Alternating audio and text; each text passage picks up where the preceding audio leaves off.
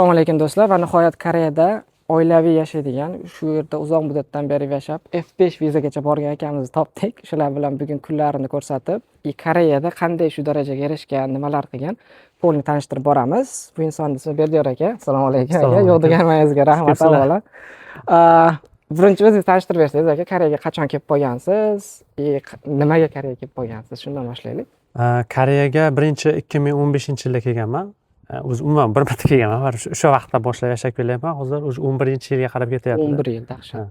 2015-yil demak o'sha vaqtda KGSP deb nomlanardi. Hozirda GKS deb nomlanadi.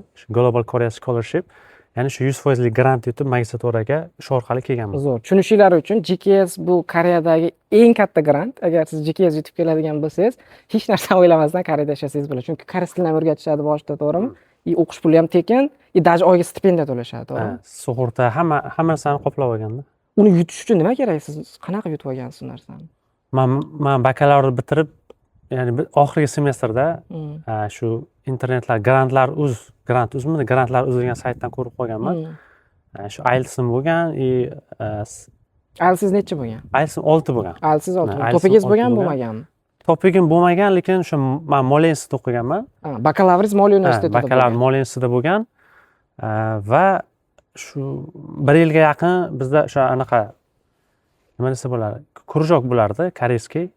O'sha koreyskaga qiziqib qatnashib yurardim, lekin qiziqishga borib kelardim, unaqa joy zo'r bo'lmasdi. Lekin siz umuman bilmagansiz. Faqat tushunishimiz uchun IELTS'ning 6lari bo'lgan, topik bo'lmagan, lekin o'shanda ham GKSga topshirgansiz, sizni qabul qilishgan, bu yoqqa kelib koreysni o'qigansiz.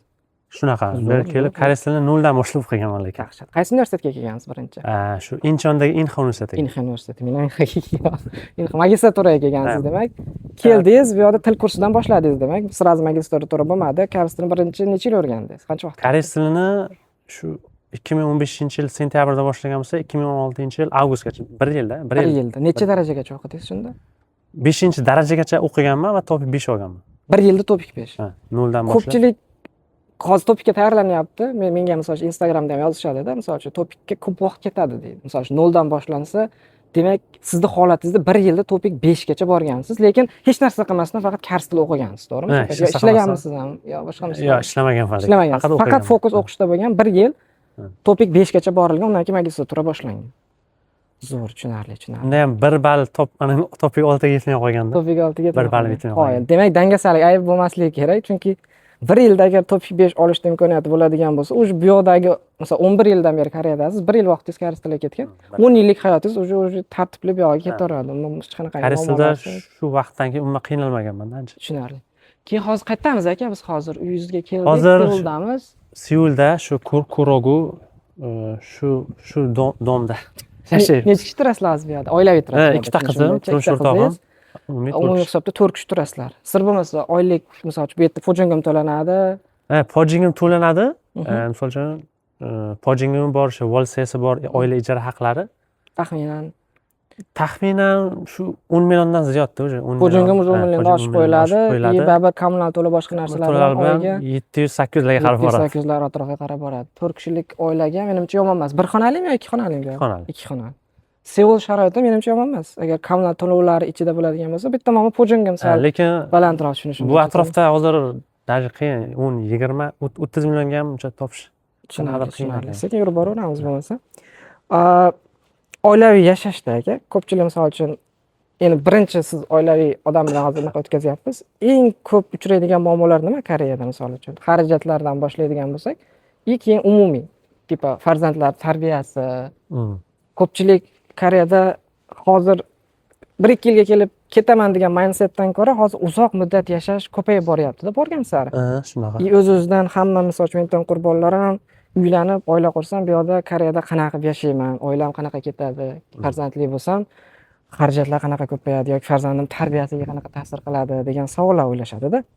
Shu masalada sizda hozir qanaqa ketyapti, misol uchun oilaviy yashash? Qachondan beri oilaviy yashayapsiz bu yerda? Shu oxirgi savolingizga to'xtaladigan bo'lsam, qachondan beri oilaviy yashayapman? O'zi 2019-yil turmush qurganmiz. 2019-yil sentyabrlarda. Keyin shu shu keyingi yili, ya'ni yanvar oyida oilam taklif qilganman, ya'ni 2020-yil yanvar. Уже fevralidan koronavirus boshlangan. Bir oy oldin Bilaman, turmush o'rtog'im bilaman, kirib kelgan. Shu vaqtdan boshlab, ya'ni 2020-yil yanvardan boshlab hozirgacha yashab kelyapmiz. Уже 6 yil bo'lyaptimi? 7 yil bo'lyapti. 7 yil. 2026-yil bo'lsa, o'sha vaqtdan beri yashaymiz, lekin oila bilan yashash bor, o'ziga yarasha qiyinchiliklari bor, ayniqsa farzandlar paydo bo'lsa. Albatta. Shu asosiy qiyinchiliklar nima bo'lishi mumkin? Aynan Koreyada yoki umuman boshqa chet davlatlarda ham shu halol ovqat topish muammosi. Agar tilni bilmasangiz, men hali ham tilni bilib kelganman. O'sha boya aytgandaqa topik даже birinchi daraja ham bo'lmagani bilan ham, lekin o'sha menda 1 yillik baza bor edi-da. Shunaqa. Ya'ni sal topik bir darajada bilardim, salomlashish, boshqa narsalarni. O'shaning uchun aynan GPS orqali kelganimga ham menga ishlashga hojat bo'lmagan. Va atrofimda ko'proq chet tillik talabalar, o'zim kabi talabalar bo'lgani uchun menga oson bo'lgan moslashish. O'sha birinchi kundan moslashib ketganman-da. Zo'r. Siz kelganingizda o'zbeklar ko'pmidi bu yerda? Yo, Koreyada Inha universitetida ko'proq edi. Inha universiteti ko'p. Ja ko'p emas, hozirgidek ko'p emasdi, lekin yaxshigina ko'p edi. O'shaning uchun o'zimiz vatandoshlardan ko'rib sal 2019-yili oilangizni qanaqa chaqirgansiz? Ular ham o'qishga kelganmi yoki u paytda vizangiz qanaqa bo'lgan? Va 2019-yilda vizam F2 yetdi bo'lgan. Bu to'xtang, bo'lmasa boshiga qaytaylik. Hozir magistraturga keldingiz, D2 viza bilan kelgansiz, to'g'rimi? D2 viza bilan kelib 1 yil til kursida kursini o'rgandingiz, magistraturaga kirdingiz. Magistratura davomida ishladingizmi yo faqat o'qidingizmi? O'zi aslida D2 viza bilan kelganman, til kursi. Keyin o'sha til kursidan keyin o'sha 1 yil o'qigandan keyin Busanga ketganman magistraturamga. Va u yerda D2 ga almashtirganman vizani. U yerda 2 yil o'qigandan keyin D1 vizaga o'tganman. Ya'ni ish qidirish vizasi. Tushunarli. Ish qidirish vizasida ham menimcha bir 2 oylar yurdimda. Keyin bir sal uzoqroq shahardan anaqa chiqdi. Men o'zi Buchon shahriga kelganimda o'qish bitirib Busandan. Keyin Pochon degan shahardan bir eksport import bilan shug'ullangan kompaniyada ish chiqqan. O'sha overseas sales management deydi, ya'ni o'sha savdo xodimi desak ham bo'ladi. O'sha savdo xodimi lavozimida ishlashni boshlaganman. Qanaqa vizaga o'tgansiz o'sha ishga kirganingizda? D1dan F2 ga topshirgan. Uni sразу F2 ga o'tgansiz. 7 ga o'tilmaydimi? Yo'q, magistraturangiz bo'lsa, to'g'ri D1dan sakrasiz bo'ladi-da. Yoki даже D1 ga o'tmasdan turib, D2 vizadan to'g'ri F2 ga topshirsangiz bo'ladi. Faqat magistratura diplomingiz уже bakalavrdaglar anaqa qila olmaydi. Bakalavrga menimcha bilishimcha bakalavrda chunki 7 ga o'tib turib, 7 da 3 yil yurgandan so'ng keyin F2 ga topshirish huquqiga ega bo'ladi ekan. Meni bilishim bo'yicha yoki 40 milliondan oylik yillik daromadi baland bo'lishi kerak. F2 7 ga o'tgan bo'lsangiz zo'r. Demak, D4 ga keldingiz, D2 da magistraturani bitirdingiz, bitirganingizdan so'ng D10 ga o'tib, D10 da 2 oy yurganingizdan so'ng ishga topshirib, keyin F2 ga o'tdingiz. Tushunarli. U kompaniyada qancha ishladingiz agar sir bo'lmasa, birinchi ishga kirganingizda o'sha u paytda oyliklar yoki yilliklar qanchadan boshlangan shu paytda? 30 milliondan boshlangan. 30 milliondan boshlangan o'sha paytda. 2018-yilda o'qishni bitirib, 2018-yildan beri ishlayapsiz. Shu viza bo'yicha yordam qilaman degandan keyin erga o'tib, ish yaxshi edi, lekin koreyslar bilan bitta o'zim chet ellik edim. Ular hech koreyslar bilan ishlab ko'rmagan ekan. Va qanaqadir odam ajratishlar bo'ldi-da. Yo'q, masalan, odam ajratishlar bo'ldi. Endi bizni anaqamiz CEO'miz yaxshi odam edi. Lekin meni mentorim, menga tayinlangan koreys qanaqadir odam ajratib, menga o'rgatish kerak bo'lgan narsalarni o'rgatmasdan yoki so'rasam, savolimga javob bermasdan shunaqa odam ajratish shu qiliqlarni qilgandan keyin qanaqadir o'zimga ham yoqmadi-da. Lekin viza olguncha kutdim. Bu yerda ko'p ishlamadim, bir 2 oycha ishladim. 2 oycha ishladingiz. 2 oycha ishlab chiqib ketdim, aynan o'sha odam tufayli. Uje chiqib ketsa, viza olib turib chiqib ketsangiz muammosi bo'lmaydi Koreyada? Yo'q, muammosi yo'q. Endi hozir qanaqa o'zgarishlar bo'lib ketgan, lekin menimcha hozir ham F2da uje oldingizmi, sразу chiqib ketsangiz bo'laveradi-da. Lekin sizni shartnomangizga ham bog'liq. Ya'ni ogohlantirish kerak aslida, ya'ni 1 oylik ogohlantirish deyiladi, 1 month notice. O'sha narsani qilib, endi oldindan hech bo'lmaganda 2 hafta oldin ogohlantirib qo'yish kerak. Mana lekin qo'rqmaganmisiz? Mana hozir sразу chiqib ketdim deganda, sразу ertasi kuni emas, viza chiqdi. Hali lekin qo'limga olmagandim vizani. U ham 1 haftadan keyin-ku, ma'qullangandan keyin. 1-2 haftacha 10 kuncha ishladim men. 10 kuncha ishladingiz. Ish qanaqa topdingiz agar?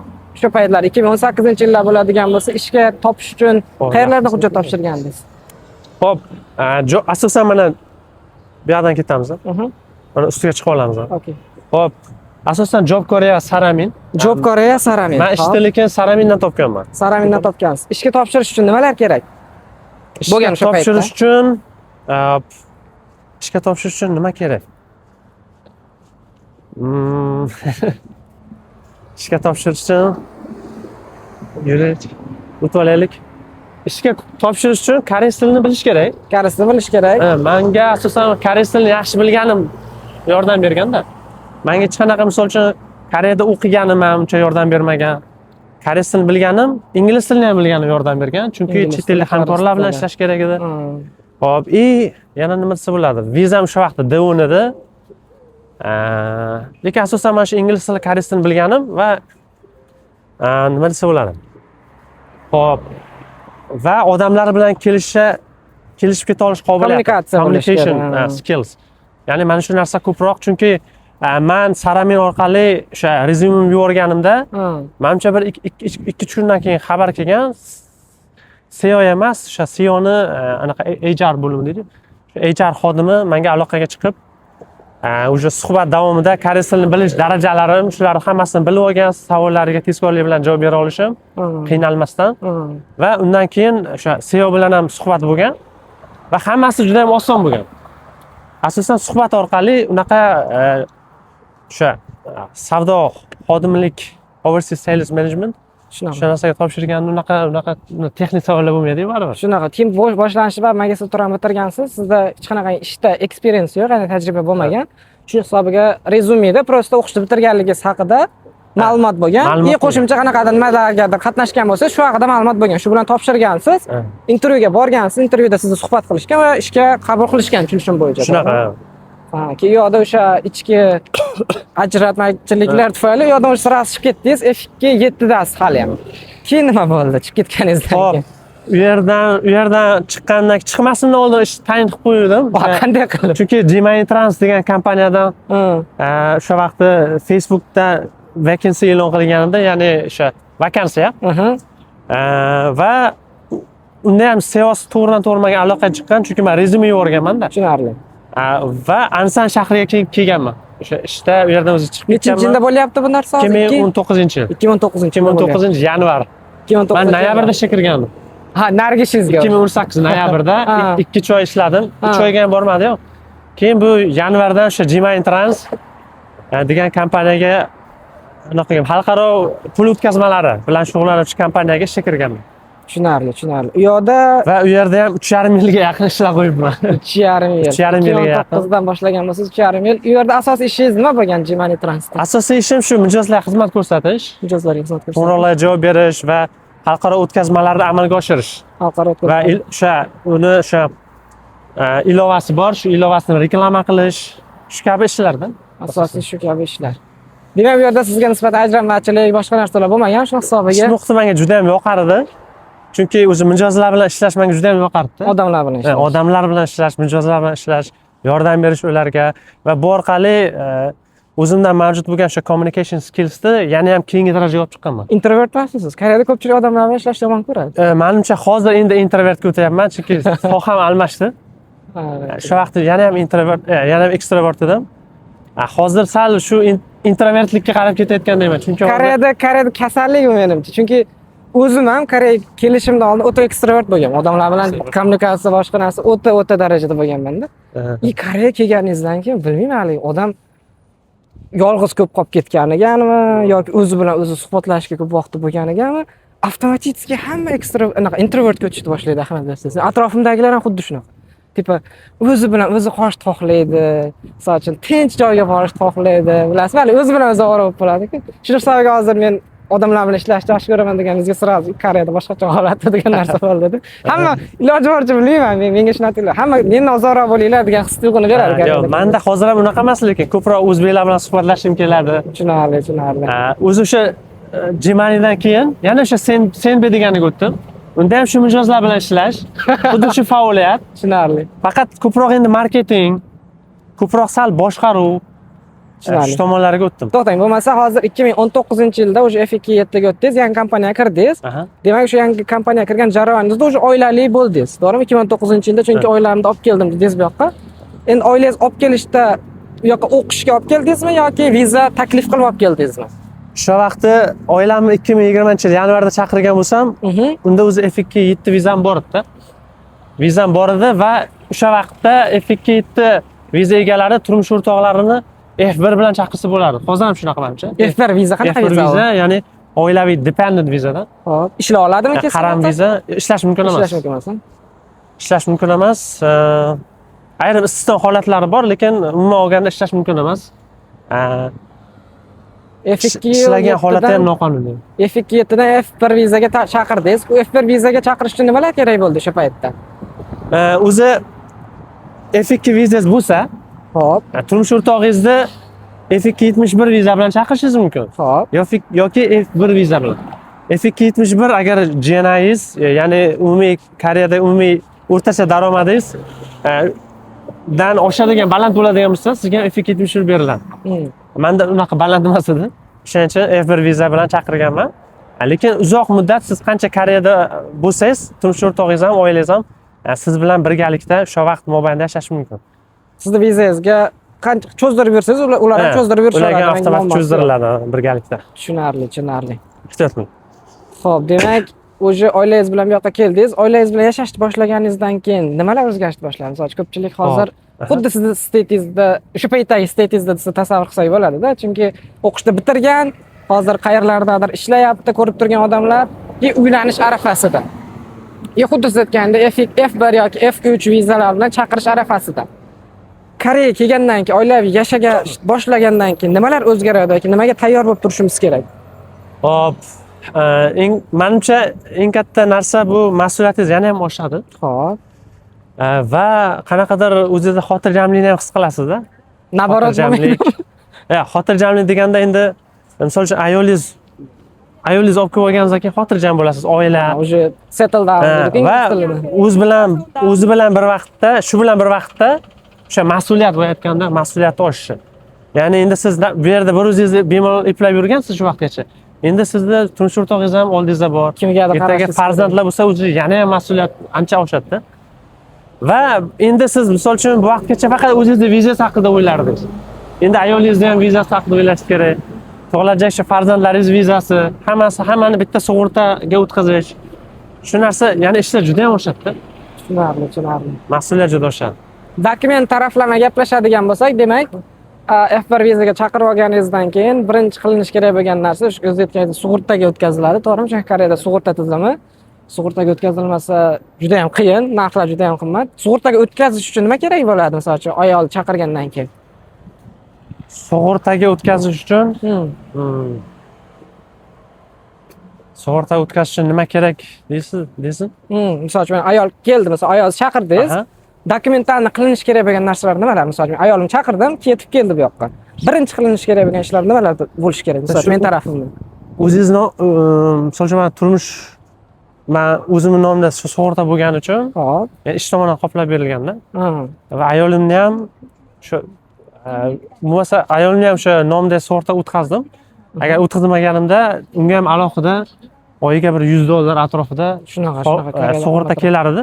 Koreyada shunaqa imtiyoz borki, agar bitta oila bo'ladigan bo'lsangiz, turmush o'rtog'ingiz, demak o'zingizning nomingizga ayolingizni ham turmush o'rtog'ingizni o'tkazsangiz, ya'ni oilangizni sug'urta bitta bo'ladi va to'lov o'zgarmaydi. Ya'ni sug'urtada o'sish ikki kishiga emas, bir kishiga to'laysiz. Endi oldingida shu bir kishiga to'layverasiz. Xuddi bir kishi to'laganda oilaga ham xuddi shu summa to'lanadi. Tushunarli.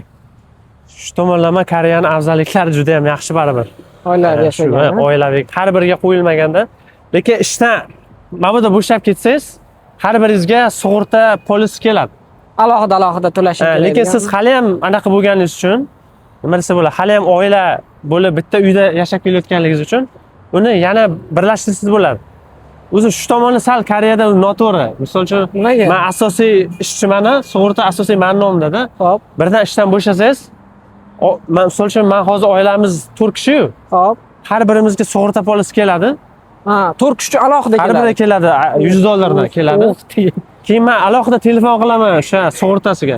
Biz bitta oilamiz. Bittaga anaqa qilib bering deb qilamiz-da, o'sha. Siz bo'lsangiz ham qilib berishadi demak. Siz bo'lsa ham bittaga o'tkazib berishadi. Lekin agar ishdan bo'shasangiz, har birisiga keladi. lekin To'lashingiz ularni kerakmi? bazasida bor. Kelsa ham to'lashingiz kerakmi? Yo prosta telefon qilib o'zgartirsa Telefon bo'ladi. qilib o'zgartirsangiz bo'ladi. Telefon qilib o'zgartirsangiz, просто shu narsani o'zi bazasida bor, o'zi oilamiz, biz o'sha hujjat taqdim qilganmiz, bitta oilamiz, shunaqa deb. Lekin bularda hali shu narsa ancha yo'lga qo'yilmagan. Tushunarli. Har bir nechta oilangiz bo'lsa, har biriga kelar ekanda. U dahshat-ku, agar har birda 100 Menga- dollar beradigan bo'lsa, 400 dollar. Menda 2 marta shunaqa holat bo'lganda, ishdan bo'shaganman, ayolimga ham alohida, farzandimga ham alohida kelgan. Keyin yana telefon qilib, biz bitta anaqamiz deb, yana menimcha, agar eslasam, oilaviy spravka taqdim qilganmiz-da. Vegin Sashil Chingmonsonmi shunaqa narsa. Qayerda olinadi u narsa? Vegin Sashil Chingmonson o'sha Go24 sayti bor. Onlayn olsa bo'ladi. Onlayn olsangiz bo'ladi yoki TOS degan ilova orqali olsangiz bo'ladi. Yoki yaqin atrofingizdagi Chumin sentrga borib olsangiz bo'ladi. Ya'ni mahalla, nima deydi uni? Markazimi? Mahalla komiteti deydi. Biz komitetimi? o'zbek tilida shunaqa deydi. Koreyada shunaqa mahalla komitetlari bor rostdan ham. Borib o'sha Juda ham demak, qulay. zaпрос qilib olsa bo'ladi. Tushunarli. Demak, oilaviy kelganingizdan keyin Moskvaga ham kelib bordik. gapirib olaveramiz. Oilaviy kelganingizdan keyin ko'p narsalar o'zgaradi baribir. Usiz iloji yo'q. Demak, hozir Koreyaga kelganingizda ko'p ish almashtirgansiz menimcha. Yo'q, hozir Birinchi ishingiz demak o'sha overseas sotuv bo'limida ishladingiz, erta 3 oy ishladingiz, o'sha pul jo'natmalari kompaniyasiga o'tdingiz, u yerda 3,5 yil ishladingiz. U yerdan chiqib ketishingizga nima sabab bo'ldi? O'sha paytda. Gmaildan chiqib ketib, Senbega o'tdim. Senbega o'tdingiz. Asosiy sabab shu yaxshiroq oila taklif qilishganmi. Tushunarli. U yerda ham pastda deyarli o'sha marketing ishi demak, Shu marketing mijozlar bilan ishlash baribir. Marketing. U yerda qanday topdingiz? U joyga ishga hujjatlar qanday topshirdingiz? U yerga shu mani topishgan. Sizga o'zlari chiqishgan. O'zlari chiqishgan. Zo'r. O'sha Gmani Ansan ofisiga qanaqadir xodim qidirgani, yaxshi bir tilni biladigan xodim qidirgani ham kelib qolganda, yashirin ko'rinishda emas, qandaydir bir faoliyatni o'rganish. Siz hujjat topshirmagansiz, men o'zim hujjat topshirmaganman. Demak, Koreyada shunaqa ham bo'lishi mumkin. Ya'ni kompaniyani o'zi sizga chiqib ish taklifini berishi mumkin. Tushunarli. Keyin u yoqqa o'tib ketdingiz, u yerda qancha ishladingiz? Bu yerda 2 yildan ziyodroq ishlabman. 2 yil atroflarida. Tushunarli. Nima deb o'ylaysiz? Koreya ishlash uchun yaxshi davlatmi? Masalan, o'zbeklar kelib yoki umumiy chet elliklar uchun ishlagani qanaqa davlat deb hisoblaysiz? Ishlagani agar o'zingiz keladigan bo'lsangiz, yaxshi deb o'ylayman, lekin yomon emas. Har qalay ko'pgina davlatlardan yaxshiroq daromad qilish mumkin-da aslida. Endi ish joyingiz qanaqaligiga yoki o'zingiz sohangiz bo'yicha bilimingiz qanaqaligiga, shu tomonlarga bog'liq. Yaxshi va yomon taraflarni aytadigan bo'lsangiz, aniq qilib, misol uchun, yomon taraflaridan nima bo'lishi mumkin? Yaxshi taraflaridan nima bo'lishi mumkin? Yomon tarafi endi biz endi O'zbekistonlik musulmon davlat bo'lgani uchun halol ovqat topish muammosi yaqingacha juda qiyin edi. Endi hozirda ko'payib ketdi. Yaxshi hamki o'sha halol ovqat topish ancha osonlashgan, ilovalar ham chiqib ketgan. Bu tomonlama yaxshi, lekin baribir ayrim joylarda halol ovqat topish ham qiyinlashib qoladi. Ishlashda demak, tipa oziq-ovqat masalasida birozgina qiyinchiliklar bor. Ish jarayonida. Hop, endi ovqat yana nima deyishimiz mumkin? Hop, baribir yana nimalar misol keltirib? O'sha misol uchun ajratmachiliklar, chet elliklarga nisbatan, to'g'rimi? Shunaqa narsalar bor. Men asosiy faoliyatim mana Gmail Trans, Senbe kabi kompaniyada ishlagan bo'lsam, ko'proq ingliz tilida suhbatlashish muhiti bo'lardi. Lekin hozir men ishimni almashtirganman, faqat koreyslar bilan ishlayman. Ba'zan mana o'sha boya introvertlik paydo bo'lyapti. Gaplashmaslik, chunki koreyslar uncha gaplashmaydi-da. Shunaqa bilan gaplashadi-yu. Shu men chet elliklardan o'zini qanday qochish anaqasi bor. Daj o'zlari bilan ham koreyslar bilan o'zlari bilan ham. Ozgina baribir introvert xalqda. Introvert. O'zi bilan o'zi ovora bo'lib yurishni yaxshi ko'radi. Demak, u yoqqa yana biznes yo'nalishiga o'tdingiz. Keyin u yerdan qanaqa ish joyiga o'tdingiz? Hop, shu oxirgi ish joyim oldingisi shu Senbedan keyin hozir shu IT kompaniyaga o'tganman. Co-forward deyiladi nomi, Co-forward.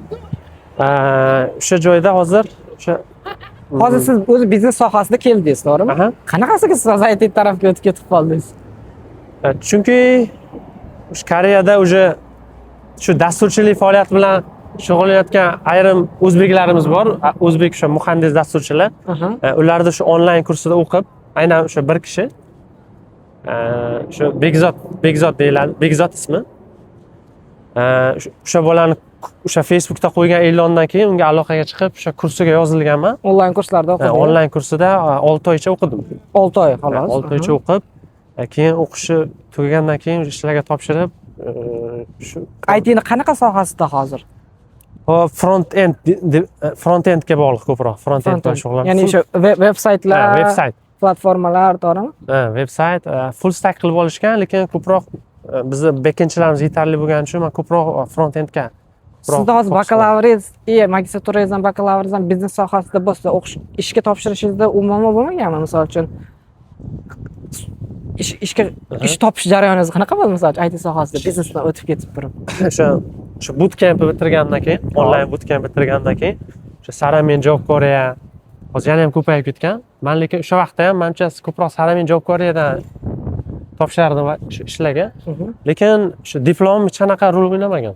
Diplomingiz so'rashmagan. Ish tajribangizda ham misol uchun ish tajribamni so'rashgan suhbatda baribir. Ish tajribang bormi? Vizang qanaqa? Vizamgacha so'ragan. Va menimcha shu biznes yo'nalishidan IT ga o'tishimga asosiy sabab bu o'sha biznes, nima desa, vizam yaxshiligi va ingliz tilida erkin muloqot, ingliz tilida emas, ko'proq koreys tilida erkin muloqot qila olishim va ingliz tilini ham bilishim. ingliz tilini ham bilishim. Chunki suhbatda ingliz, даже rus tilini bilishim ham muhim rol o'ynagan. Chunki men ishga kirgan vaqtda ruslar bilan integratsiya qilish kerak bo'lgan proyekt bo'lgan. Rossiyadan ruslar kelgan, keyin shu men rus tilini ham bilishim, shunda ham tilni bilishingiz nima yutuq bo'lgan? Bari ingliz tili, koreys tili. Ingliz tilini ham bilishim, rus tilini ham bilishim. Tushunarli. Lekin o'sha biznesdan bu yoqqa o'tish jarayoningizda demak, u katta rol o'ynamagan. Tipo IT chunki o'ta keskin burilish, misol uchun biznes sohasida. Chunki Koreyaga kelganlar ko'p-da. Misol biznes sohasiga keladi, sababi u yoqdan hujjat topshirib turganda qayerga borasan desa, bilmayman, biznesga boraman deb boradi. Keyin bu yoqqa kelib ko'radiki, biznes uni sohasi emas. Ko'pchilik o'sha siz aytganingiz onlayn kurslar o'qib turib, IT tarafga o'tib ketgisi keladi yoki umuman boshqa sohalarga o'tib ketish kerak bo'ladi. Lekin qo'rqadi. Tipo hozir men bakalavrim biznesda bitiradigan bo'lsam, lekin IT sohasida ishga topshiradigan bo'lsam, koreys kompaniya meni ishga oladimi deb qo'rqadi. O'shunaqa paytda demak, ishga kirsa bo'ladi siz aytishingiz bo'yicha. Albatta ishga kirsa bo'ladi. Viza sizni holatingizda endi sizni vizangiz yaxshi bo'lgan. Misol uchun F2 misol uchun oddiyda 10 vizadagilar misol uchun D2 dan D1 ga o'tgan. Ularda ham shunaqa shans bo'ladimi misol? Bo'ladi. Menimcha koreyslar agar sizda yaxshi bilim shu IT bo'yicha ko'nikmalaringiz bo'lsa, menimcha vizaga qaramaydi ular. Viza keyingi darajaga tushib qoladi-da. Даже offer berishdan oldin keyin vizangizga qaraydi. Vizang qanaqa? Lekin birinchi navbatda IT ko'nikmalaringizdan ham oldin sizni koreys tilini bilish darajasiga qaraydi. Koreys tilini hamma narsa koreys tili o'sha birinchi tilni o'qiganda ham nuqtasida baribir hamma og'riq nuqtasi. Bo'lmasa tabiiy savol tug'iladi. Demak, Koreyaga kelyapti turgan odam misol uchun ko'ryapti turgan bo'lsa, o'ylanyapti, IT sohasida ketaymi, biznes sohasida ketaymi, turizm sohasida ketaymi yoki bilmayman qanaqadir sohada ketaymi, o'zi Koreyada qaysi sohaga kelsa ish topish yoki yaxshi daromad ko'rish osonroq deb o'ylaysiz? Koreya holatida, hozirgi holatda tajribangizda. Menimcha ko'proq shu biznes va IT sohalarida. Biznes va IT sohalari. Agar biznes yoki IT bo'lsa-chi? Chunki ITda ham ish endi bilmadim-ku, lekin o'zim holatimda biznes, chunki ko'ryapman biznes bo'yicha ishlar ko'p-da. Biznes bo'yicha ishlar ko'p, sohalar juda ham ko'p. ITda baribir sal kamroqda sohalar. Biznesda ishlar har xil, siz hotel, mehmonxonaga ishga o'tib ketishingiz mumkin. Yoki mana remittance kompaniyalar ishga o'tib ketishingiz mumkin. Ko'p joylarda sal tilni bilsangiz bo'ldi faqat koreys tilini. Biznes sohasiga keladigan bo'lsa, ozgina fleksibelroq, ya'ni sohani almashtirish osonroq. IT sohasida chegara bor, ya'ni o'zini qobiliyatiga kelib chiqqan holatga ishga kirish kerak. Daromad taraflama qaraydigan bo'lsa, siz ikkala sohani ham ko'rdingiz. Daromad taraflama qaysi birida ko'proq deb o'ylaysiz? Masalan, faqat pul kerakmi? Daromad boshlanishiga baribir biznesdan yaxshiroq bo'lishi mumkin. Tushunarli. Biznes bitirganlar demak, daromadi yaxshiroq bo'lishi mumkin. Sal boshlanishiga, entry levelda yaxshiroq bo'lishi mumkin. Lekin endi ITda ham sizni bu narsa ham ko'proq o'sha muhokama qila olish anaqasi, negotiation skillsga ham ko'proq bog'liq. Ishga kirishdan oldin talash. ITda ko'proq negotiationga anaqa, siz bilim ko'nikmalaringizni texnik anaqa bilimlaringizni ko'rsatib bera olsangiz, o'sha birinchi etapda yuqori daromad o'tib ketishingiz mumkin. ITda. ITda. Даже texnik bilimlaringiz juda anaqa zo'r bo'lmasa ham, lekin agar sizni endi hamma sohada ham, даже biznesda ham sizni o'sha muhokama qila olish anaqangiz ishga ko'nikmalar yaxshi bo'lsa. talashib turib, yo men bu oylikka rozi emasman. Lekin ITda nima desak bo'ladi? Agar o'sha negotiation skillga haqiqatan sizni ko'nikmalaringiz javob bersa, o'sha yuqoriroq daromadga o'tkazsangiz bo'ladi-da. Osonroq deyapsiz. Osonroq chunki chunki texnikal bo'lganligi siz texnik anaqangiz xodim bo'lgani uchun engineeringda baribir holatingizda hozir biznes sohasiga kelib turib, ITga o'tib ketdingiz, maslahatingiz agar biznes sohasiga keladigan bo'lsa, ishlarga topshirish imkoniyati ko'proq, har xil sohalarga aylanib chiqsa bo'ladi. ITga o'tadigan bo'lsa, daromad ko'proq bo'lishi mumkin, lekin ish skopi ham o'shanga yarasha sal torroq bo'lishi mumkin, to'g'rimi? Plus minus taraflar. Lekin odamning o'ziga bog'liq.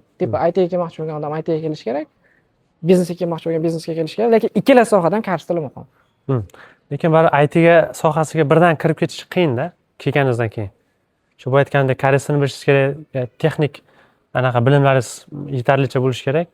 Biznesga bitta koreys tilini bilsangiz, ozmoz bilsangiz bo'ldi. Hech bilmasdan turib ingliz tilini bilsangiz ham biznes sohasida ishlar ko'p-da. ITda lekin ko'pchilik misol uchun o'ylaydi-ku, kam gaplashiladi, ko'proq kompyuterda o'tiriladi-ku, shuni hisobiga koreys tili kamroq talab qiladi deb o'ylaydi. Unaqa emas, misol uchun. Lekin men hozir ishga kirib, уже mana 1 yildan beri ishlab kelyapman-da. Ya'ni bizda ish faoliyatimizda kod yozish borig'i bir 20-30%. Yo'q, IT sohasida bo'lsa. Lekin anaqa naborot o'sha kommunikatsiya ko'proq muloqot bizda shu 70-80% ko'proq muloqot qilamiz. 70-80%. Kod juda kam yozamiz. Kod juda kam. Uni O'zbekistondan kelyap turganlar, Koreyadagilar menimcha eshitish kerak. Sababi ko'proq ko'pchilik o'ylaydi-ku, misol IT sohasida bo'lsam, menga til kerak. Dash ingliz tilini o'rganmaydiganlar bor. Shu o'zimga yetarli tilda bilib oladigan bo'lsam, kod yozib o'tiraman deb o'ylaydi. Demak, sizda tishingiz bo'yicha ishga kirgandan keyin ham 70-80% kommunikatsiya. Demak, kod yozishdan ham ko'proq muloqot ham bizda. Tushunarli. Og'zaki muloqoti, yozma muloqoti, yozib ham ko'proq anaqa yozishamiz. Katoklarda bo'ladi, ko'p yozishadi. Katoklarda ko'p o'zimizda shu anaqa bor. O'sha ichki dasturlari bor, u orqali yozish muloqot qilamiz. Ham yozma, ham anaqa bilimlaringiz og'zaki o'sha koreys tili baribir juda ham kerak. ITda ham kommunikatsiya juda muhimda. Tushunarli. Demak, yangi kelib turgan odamlar o'zimizni aldamaylik, Koreyada yurganlar ham o'zimizni aldamaylik. Til kerak. Bugun boshlaydigan bo'lsangiz, demak 1 yildan keyin sizning imkoniyatlar hozirgidan kerak bo'lsa 10 barobar ko'proq bo'ladi, to'g'rimi? Akamiz hozir aytish bo'yicha 0 dan boshlab 1 yilda topib 5 gacha borilgan. Odam qilgan ishni odam qila oladi. Demak, biz ham harakat qiladigan bo'lsak, shu darajaga chiqish imkoniyati bor. Faqat ozgina nafsimiz deyishimiz kerak. O'sha ozgina 1 yil pul topa olmaymiz. Ozgina o'sha qo'shnini bolasidan orqada bo'lib turamiz, lekin 1 yildan so'ng bizning imkoniyat ozgina, ya'ni ko'proq bo'ladi, to'g'rimi? Endi Koreyaga yangi kelib turganlar so'raydi-da, O'zbekistondan turib. Koreyaga misol uchun tayyorgarlik qilyapti, konsaltingga borib misol uchun hujjatlarni topshiryapti, viza kutish jarayonida turibdi. Nima qilishim kerak deydi. Koreyaga borishdan oldin nimalarga tayyor turishim kerak deydi. Maslahat so'raydi. Misol uchun Koreyada uzoq yurgan odamlardan. Sizning holatingizda siz 12 yil bo'lyapti, 11 yil bo'lyapti. Shu tajribangizdan kelib chiqib turib, misol uchun yana orqaga qaytadigan bo'lsak yoki o'sha bolani o'rnida bo'ladigan bo'lsangiz, nimadan boshlardingiz, nima qilardingiz? Shu birinchi navbatda shu koreys tilida. Koreys tilini bilib olsangiz, o'sha kelganingizdan keyin birinchi kundan даже ishlab ketsangiz bo'ladi. Lekin birinchi kundan ishlab ketishni tavsiya qilmayman. Agar siz o'qishga kelayotgan bo'lsangiz, u birinchi o'qishga anaqa bo'lish kerak. Agar 7-9 vizada o'sha davlat tomonidan to'g'ridan-to'g'ri o'sha korxonada ishlash, zavodda ishlashga kelayotgan bo'lsangiz, unda ishlab ketsangiz bo'ladi. Lekin shunday holatda ham men baribir koreys tilini yaxshi o'rganib olishni tavsiya qilaman. Koreys tilini, demak, birinchi odam kelishdan oldin обязательно koreys tilini ozgina bo'lsa ham tushunadigan yoki gapiriladigan darajada bo'lib Koreyaga kirib kelish kerak, to'g'rimi? Endi kirib kelib bo'lgan odamlar bor, o'zi hamma maslahat eshitgan, ba'zi koreysni o'rganmagan. Kirib kelib bo'ldi. Koreysni bilmayapti, hozir qish, sovuqda ish topa olmayapti, kontraktini to'lash kerak, ko'pchilik stressda o'ylanib o'tiradi-da. Unaqa vaziyatda nima qilish kerak? Misol uchun shu holatidan o'sha men sirtmoq deyman, misol uchun o'qiy desa vaqti bo'lmayapti, studentlar uyda o'tiray desa, misol uchun o'sha o'ziga motivatsiya topa olmaydi, to'g'rimi? Ishga chiqay desa ishi yo'q. Tilni bilmaganligi uchun o'zi ishni topa olmaydi, kimdandir yordam so'rashi kerak. Shuni hisobiga qanaqadir sirtmoqning ichida doimiy siqilib yashashiga to'g'ri keladi-da. Shunaqa odamlar nima qilish kerak deb o'ylaysiz? O'sha sirtmoqni shunday bo'ynidan olib tashlash uchun. Endi ish ham bo'lmasa, men baribir ish topish kerak, birinchi navbatda tanish bilish qilib bo'lsa ham. Lekin shunda ham agar ish topgan holatida ham baribir koreys tilini o'rganish uchun baribir vaqt topa oladi odam, agar chiqish ichida xohish bo'lsa. lekin baribir agar student holatida kelmoqchi bo'lsa o'sha grant yutib 50% bo'lsa ham grant bilan kelganni man muhim deb o'ylayman. Chunki agar 100% hech qanaqa scholarship bilan kelmasangiz juda qiyinda. Yashagan davringiz shu yerda yashagan davringizda xarajatlaringizni o'zingiz qoplashga to'g'ri kelib qoladi. Tushunarli. Baribir endi ishlab turib, o'sha jarayonda iloji boricha o'zini majburlab turib o'qish kerak bo'ladi, to'g'ri?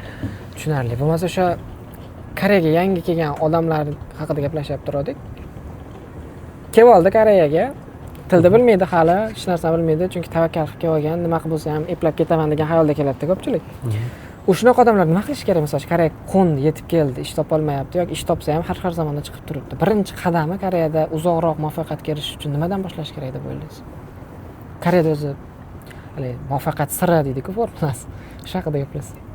Agar shu student bo'lib kelayotgan bo'lsa, shu endi baribir yo'nalishiga ham bog'liqda.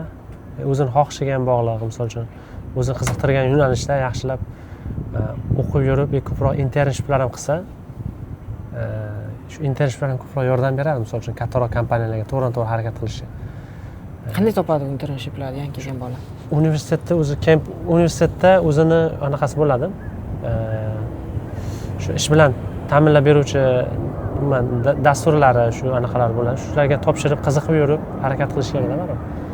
O'shanda men ko'proq shu bakalavr, umuman magistrda sal internship qilish qiyin bo'lishi mumkin, lekin agar shu bakalavrda qiladigan bo'lsak, ko'proq ham koreys tili bilan o'rganib yurish barobarida ko'proq internshiplar qilish. Malaka oshirishlarni ko'proq qilsa, to'g'ri kattaroq kompaniyalarga o'tib ketish mumkin-da. Tajribasi borligi hisobiga. LG, Samsung ham даже. Tushunarli. Ularga ham ish tajribasi emas, bitta internship bo'lsangiz ham, internship ham qilgan bo'lsangiz, lekin internship qilgan o'zi koreysni bilish kerak, to'g'ri? Lekin koreysni kamida topik 4 darajada bilish kerak. Chunki agar kattaroq kompaniyalarga o'tmoqchi bo'lsa-da, ishga topshirib turganda baribir topik sertifikatini ko'rishadi-da, to'g'rimi? Faqat masalan uchun bir xilgalar speakingda yaxshi biladi, ya'ni gaplasha oladi, lekin topigi yo'q. Ularga ham isbotlash uchun baribir topik daraja kerak, to'g'rimi? Topik daraja.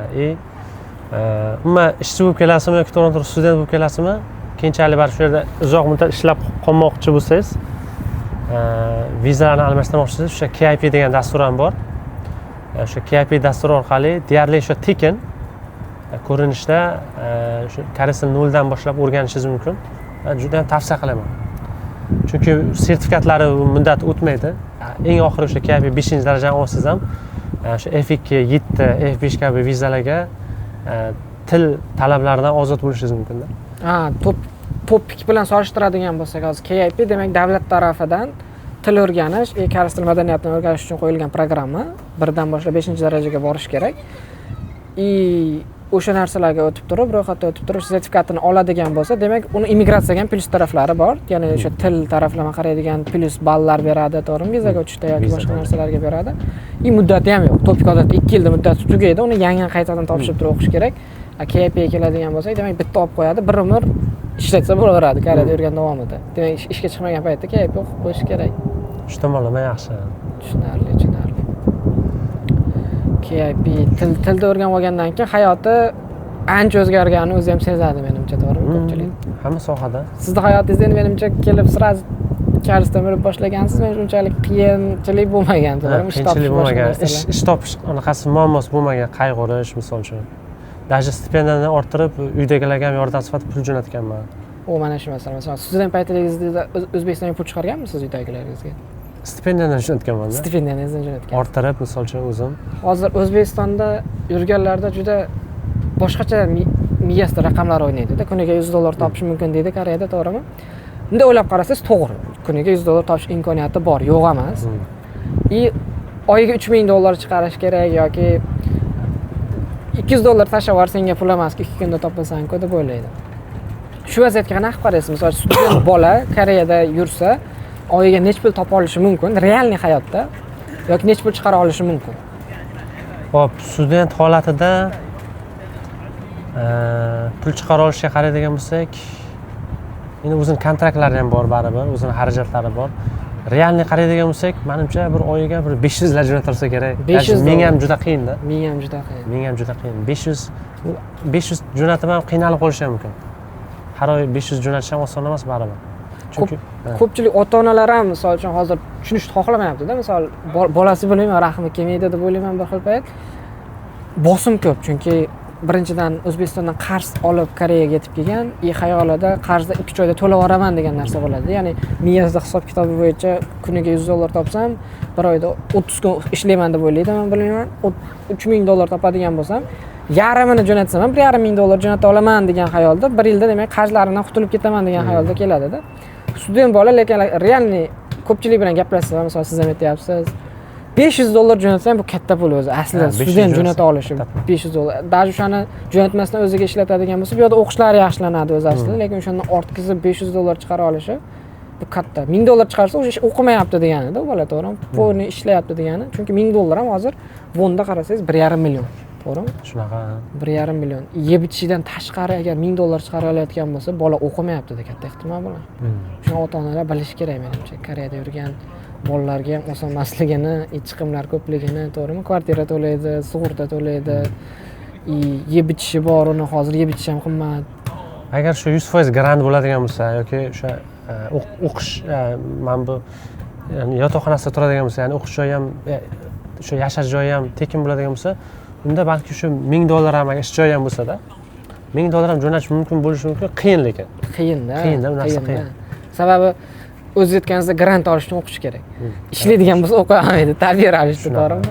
Agar siz aytmoqchi misol uchun GKS yoki davlat grantlariga kelgan bo'lsa, u boshqa narsa. Lekin davlat ishlash mumkin emas. Uni yutgan taqdirda. Qonun ishlash mumkin emas. Yo'q, qonun ishlash mumkin emas. 20 soat unaqa narsa bo'lmaydimi? Yo'q, balki bo'lishi mumkin, balki hozirda o'zgarishlar bo'lgan bo'lishi mumkin, biz vaqtda mumkin emas. Menimcha hozir ham mumkin emas. Hozir ham bu narsa juda qattiq. Faqat o'qish kerak demayman. O'zi hamma narsani to'lab berganligi uchun hamma narsani ishlamay o'qigin deydi-da, to'g'rimi? Men o'shaning uchun ham ishlasam bo'lardi, ishlamaganman ko'proq fokus, chunki o'zi shu topshirgan vaqtimizda ham GKSga o'zi yozib ham ishlash mumkin emas deb yozib ham qo'ygandi. O'shaning uchun ma'noda shularni qo'liga tushib qolsangiz ham o'sha GKSdan anaqa qiladi-da. Tushunarli. Sizni bekor qilib qo'yishi mumkin. Tushunarli. Keyin ko'pchilik yurganlarda hozircha har xil miyasida yo'llar paydo bo'ladi-da. Kimdir o'ylaydi-ku, Koreyaga kelib, siz aytmoqchi, kursni boshidan noldan boshlab o'qib, butun vaqtini o'qishga sarflab, siz aytmoqchi, puldan ko'ra faqat umrini o'qishga sarflab, Koreyada uzoqroq qolish. Bu birinchi yo'l. Ikkinchi yo'l, Koreyaga kelib, 2 yil misol uchun bor kuchini ishga berib, arabayt qilib, zavodda ishlab, boshqa narsa qilib, qo'pol aytgan soqqani yig'ib O'zbekistonga qaytib ketish. Kim yutadi deb o'ylaysiz? Koreyaga kelib turib, o'qib, ishlarga joylashish, uzoq muddat qolgan odam yutadimi? Umumiy hisobda yoki soqqani qilib O'zbekistonga qaytib ketish kerakmi? Nima deb o'ylaysiz? Koreya qanaqa joy hozir? Shaxsiy o'zingiz fikringiz. Endi odam o'zini anaqasiga bog'liq-da. Maqsad nimaligiga bog'liq. O'sha 2-3 yil ishlab ketgan odam ham yutishi mumkin. Chunki uni Koreyaga kelishdan maqsadi 2-3 yil ishlab qaytib ketish. Chunki O'zbekistonda uni ko'proq qiziqtirayotgan ishlar bo'lishi mumkin-da. Bu ham menimcha to'g'ri tanlov deb o'ylayman. Lekin meni tanlovimda men ham o'zi birinchi Koreyaga kelganda bunchalik 11 yillab yashash hech kim hali o'ylamagandim, lekin shu yashash davomida ko'p narsa o'zgarib ketar ekan baribir. Shuning uchun men ikkala tanlov ham, misol uchun odam o'zidan kelib chiqib anaqa qilgani yaxshi-da, vaziyatni ko'rib, ko'pchilik noilojlikdan ham qaytib ketishi mumkin. Shu oilasi u yoqda misol uchun chaqira olmayotgan bo'lishi mumkin, o'zi bu yoqdan qaytib ketish holatlari ham bo'lishi mumkin. Menimcha ikkalasini ham tanlov o'ziga yarasha to'g'ri bo'lishi mumkin-da. Shuning uchun qaysi birini yaxshi deb aytish juda qiyin menimcha. Lekin meni fikrimda, tipa faqat pulni o'ylab kelgan odamlar katta ehtimol bilan pulni ham topa olmaydi, o'qishni ham eplay olmaydi-da. Shunaqa paradoks ham paydo bo'lib qoladi. Tipa pul topib qaytib ketaman deydi, bekka kelsa ish topa olmaydi, to'g'rimi? O'zi o'ylagan pul topa olmaydi, natijada siqiladi, orqada o'qish ham qolib ketadi. U yoqdan ham qolib ketadi, bu yoqdan ham qolib ketadi. Siz aytmoqchi, agar kelgan odam ishga kelmoqchi bo'lsa, demak ishchi vizaga kelish kerak avvalo. Agar ishchi vizaga kelib turib, pulni qilib qaytib ketsa ham bo'ladi. Ya'ni odamning shaxsiy tanlovi, chunki oilasi O'zbekistonda baribir hech kim Koreyaga bir umr qolaman deb kelmaydi. Shuning hisobiga pul topib ketaman degan odamlarni ayblash kerak emas. Lekin o'sha jarayonda har xil qoidabuzarliklar qilmasdan to'g'ri ishlab, to'g'ri qilib yashab ketgan ham yaxshi. Shuning uchun maqsad ishlash bo'lsa, o'zi ishchi vizalari bor. Shu bo'y aytganingizdek, o'sha Y9 yoki boshqa Y ko'rinishdagi o'sha vizalar bor. O'sha orqali kelish kerak. Muammosiz ishlayveradi-da. Ko'pchilik o'sha zavodlar ham uy-joyini ham tekin ta'minlab berishi mumkin. Agar maqsad o'qish bo'ladigan bo'lsa, shu til kursiga yoki bakalavr, magistrlar kelib, o'qishni qilish kerak-da. Yaxshilab o'qib, agar o'qishni bitirib qaytib ketmoqchi bo'lsa qaytib ketaveradi bemalol. U yoqda ham shu koreys diplomi bilan yaxshi joylarda ishlash mumkin O'zbekistonda ham. Tushunarli. O'sha ishchi vizaga kelganlar asosan o'zi ko'p pul chiqara oladi. Biz aslida chunki ular faqat ishlaydi. Izlatmoqchi yotoqxona hamma to'lovlarni kompaniya qilib beradi ularda, odatda zavodlar qilib beradi. Shuni hisobiga tushgan misol uchun oyiga $2000 oylik tushadigan bo'lsa, o'sha pulni sразу chiqarib olish imkoniyati bor. Odamlar O'zbekistonda yurganlar o'ylaydi-ki, Koreyada ketgan student bilan ishchi vizaga ketgan odam bir xil taqqoslab qo'yishadi-da. Bu ishga ketgan bo'lsa ham $2000 chiqaryapti, mahalladagi anaqa aka Koreyada yurib uylarni zo'r qurib tashyapti, bizda jo'ta nima bo'lmayapti, tinchmisan o'g'lim deb telefon qilib qoladiganlar bor-da. Masalan, o'sha paytda farzandim nima deb javob berishni bilmaydi. Tipa zo'r qilib yuboribdi, pul topib yuboribdi, mana bunaqa qilib yuboribdi deydi. Bilmaydi-ki, u odam yo ishlagan kelgan, yo nelegal olib ketgan katta ehtimol bilan yoki o'qishidan tashlab o'qishga kelgan bo'lsa ham polni ishga o'tib ketganligini bilmaydi, ota-onaga aytmaydi. Sababi ota-onam pul kelib turgandan keyin, "Ha, o'g'lim yaxshi yuribdi ekan" degan xayolda bo'ladi. O'sha hisobiga menimcha taqqoslash kerak emas. O'zbekistondagi holatda ishchi vizaga kelganlar ishlagani kelgan, tabiiyki ular ko'proq pul chiqara oladi. Student vizaga kelganlar o'qigani kelgan, ular o'qish kerak. Birinchi prioritet va o'qish bo'lishi kerak. Ikkinchisida o'sha agar bo'sh vaqti bo'ladigan bo'lsa, qanchadir ishlab, o'sha zetmoqchi $500 chiqarsa ham juda katta narsa. O'zi aslida bunday olib qaraydigan bo'lsak. Tushunarli. Endi ish hayotiga qaytadigan bo'lsak, Koreyada hamma stress bor deydi. Koreyada ko'pchilik yurganlar stressda deydi. Nima stress bor o'zi Koreyada? Stress uy-joy stressi bo'lishi mumkin. Qanaqa uy-joy stressi? Misol uchun o'zi xohlaganda uyda topa olmasligingiz mumkin. Oila bilan bo'lsangiz, baribir tabiiyki kattaroq uyni xohlaysiz. Kattaroq uy degani ko'proq xarajat, depozitiga ko'proq pul qo'yish kerak. Oylik xarajatlari, bundan tashqari kommunal to'lovlari. Endi bu bitta stress turida, ikkinchi turi ishda bo'lishi mumkin. Ishda qanaqa stress? Hamkasblaringiz bilan bog'liq yoki o'zi siz ishda sizni ishni qanchalik bilish darajangiz bilan bog'liq stress. Umuman hamkor o'sha hamkasblaringiz bilan munosabatlari stress bo'lishi mumkin-da. Ular qanchalik sizga bosim qo'yapti yoki ishda o'zini bosimi qanaqa? Shu ish tomonlama bosim bo'lishi mumkin. Yoki mana atrofingizda o'zbeklar, umuman chet elliklar kam bo'lsa ham, bu ham bir stressda. Shunga ham ba'zida siqilib qoladi odam. Faqat atrofingizda koreyslar bo'lsa ham, shunga ham siqilish mumkin. Oila bilan bog'liq shaxsiy stresslar bo'lishi mumkin. Uy-joy bu aytib o'tgandaqa. Lekin hammani o'ziga yarasha baribir anaqasi bo'ladi. Shaxsiy muammolari bo'ladi. Tem bo'lib musofir yurtda kimga dardini aytishni bilmaydi ko'pchilik, to'g'rimi? Xuddi shu narsa menda yana bir stress, gapingiz bo'ldimi? O'sha anaqa nima desa bo'ladi? Ya'ni uydagilarni sog'inishda, O'zbekistondagi sog'inish bu ham bir stress. Musofir yurtda. Musofir yurtda. Hozir misol uchun O'zbekistonga bormaganimga ham 2 yildan oshib 3 yilga yaqin bo'lib ketyapti. Oxir marta borganingiz. Lekin ungacha o'zi har yil borib kelardim. Hozir bolalar ham ko'payib 4 kishi bo'ldik. O'zi borish niyat bor. Borish o'zi anchaga pul ketadi. Har biriga bilet olish kerak bo'ladi. Hammamiz bilet olishimiz kerak. Shu tomonlari ham bor. Bu ham bir anaqada. Sog'inadi odam. To'g'ri. Koreyada yana qancha yashamoqchisiz? Koreyada hozir qancha yana yashashim noma'lum, baribir. Aniq plan yo'q. Aniq plan yo'q. Yoki boshqa. Misol uchun shu yil ham qaytib ketishim mumkin. Yo'q. Yoki keyingi yil ham vaziyatga qaraymiz-da. Butunlay qaytib ketish haqida-da, to'g'rimi? Ha, butunlay qaytib ketishim mumkin. Koreyada bir umr qolish haqida o'ylaganmisiz? Yo'q, bir umr qolish haqida o'ylamaganman. Nimaga ko'pchilikdan so'raganimda, Koreyada zo'r misol hozir holatingizda shuncha qiyinchiliklarga erishib, yetib keldingiz, to'g'rimi? Misol doktordan o'qidingiz, koreysdan o'rgandingiz, o'qishni bitirdingiz, ish joylariga joylashdingiz. Etapma-etap zinaga chiqib kelyapsiz-da, Koreyani qaysidir zinasiga chiqdingiz. Nimaga yana dars davom etishni xohlamaysiz? Nimaga qaytib ketish xohlaysiz? Xo'p, men hozirgi vizamda 2 yilgacha chet elda yurishim mumkin-da. Orada bir marta kirib qo'ysam bo'ldi. Bu menimcha imkoniyat-da. Shunday butunlay tark etib yuborish mumkin. Shu 2 yil chet elda, aytaylik, O'zbekistonda yurib ham ishlarim u yoqda o'xshamasa, Koreyaga qaytib kelishim mumkin. Test yoki boshqa bir davlatga uzoq muddat yashashga ketib borishim mumkin. Misol uchun Yevropaga. Nimaga Koreya emas? Koreya uzoq muddat qolishmi? Yo'q, nimaga bu yerda uzoq muddat butun umr qolishga to'xtaladigan bo'lsak, misol uchun o'zimda yetarli o'sish bu yerda ko'rmasam, boshqa davlatga qaytib ketishim mumkin. Yoki u yerda vaziyat koreyachalik bo'lmasa, u yerda yana Koreyaga qaytib ketishim mumkin-da. Lekin uzoq vaqt bu yoqda qolish maqsadi yo'q baribir. Bir umr qolish. Menimcha birorta o'zbek anaqamiz bo'lmasligi ham mumkin. Ko'pchilikda yo'q-da. Bari ona vatan qumsaydi. kim bilan gaplashgan bo'lsam, o'sha Koreyada sharoitini zo'r qilib olgan bo'lsa ham, baribir O'zbekistonga qaytaman yoki boshqa davlatga ketaman, baribir boshqa joyda ko'raman. Menimcha bitta joyda odam zerikib qoladi yoki o'sha siz aytmoqchi o'sish. Shunaqa. Koreyadan keyingi boshqa davlat qaysi davlat bo'lishi mumkin? Masalan, hamma endi O'zbekistonga qaytadi avvalo. Misol uchun baribir uzoq muddatda O'zbekistonga qaytishni xohlaydi, lekin O'zbekistonga qaytmasdan yana boshqa chet davlatni ko'raman desa, sizning xayolingizda hozir qaysi davlatlar bor? Koreyadan boshqa. Xo'p. Koreyadan boshqa baribir, chunki men bitta o'zim emas, oilamni ham o'ylashim kerak-da. Ya'ni shu tinch davlat bo'lishi kerak. Men misol uchun Germaniya bo'lishi mumkin. Germaniya. Chunki o'zim soham bo'yicha ham yaxshi, oilaviy yashashga ham yaxshi, tinch davlat va chet ellar juda ham ko'p. Shuni hisobidan birorta shu G'arbiy Yevropa davlatlari bo'lishi mumkin. G'arbiy Yevropa davlatlari. Tinch bo'lganlik hisob. Lekin hozir Yevropada ham ekonomika boshqa narsalar bor. Shu tomonlari ham bor. Soliqlar yuqori, lekin u yoqda soliq 45% mi shunaqa? Menimcha Koreyada necha foiz to'lanadi soliq? Bu yerda endi daromad turiga bog'liq, 15% dan 45% gacha. Bitta ham. Adashmasam progressiv soliq turida. Qancha daromad yuqori bo'lsa, shuncha soliq turi ham oshib boraveradi. baland to'g'ri. Daromadga qarab turibdi. Boshlanishiga baribir ko'pchilik misol uchun 40 milliongacha topadigan odamlar adashmasam 50 milliongacha. 50 milliongacha 10%. Yo'q, 15% shunaqa. 15%. Men 15% ham ko'rish kerak, lekin kamroq. 50 milliongacha bir xil soliq turida, 15% bo'lishi kerak. U yerda sadepoxomda 4 ta soliq turi. O'sha solig'i bor ichida, sug'urtasi bor, ishsizlik nafaqasi bor, keyin oddiy soliq turi bor, sadepoxom.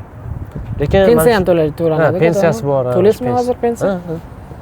Ketadigan bo'lsangiz pullarga nima bo'ladi? Yo'q, pensiyani men 5 yilgacha deb o'ylardim. Hozirgi kunda qaysidir tanishim aytib qoldi, 7 yilgacha qaytara olishingiz mumkin. 7 yilgacha to'lagan pensiyangizni qaytarib olasiz. Pensiyasini qaytara olishingiz mumkin. Bu ham juda katta summada. Faqat so'nggi 7 yilda ekan. So'nggi 7 yilga. Demak, ketishingizdan oldin qaytarib olasiz agar Koreyaga qaytib kelmaydigan bo'lib ketadigan bo'lsangiz.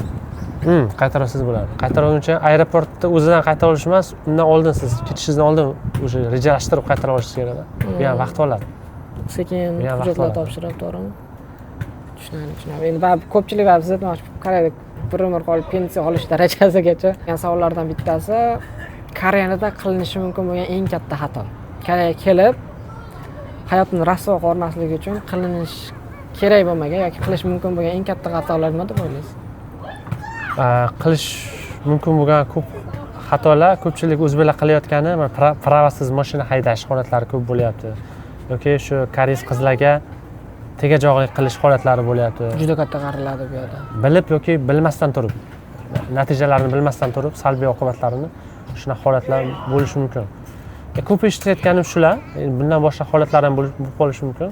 Lekin menimcha baribir umumiy holatda o'zbeklar boshqa millatlarga nisbatan baribir tinchroq. Ko'p o'sha salbiy holatlarni oldindan bilganlik hisobiga. Lekin baribir kuzatilyapti ora-orada.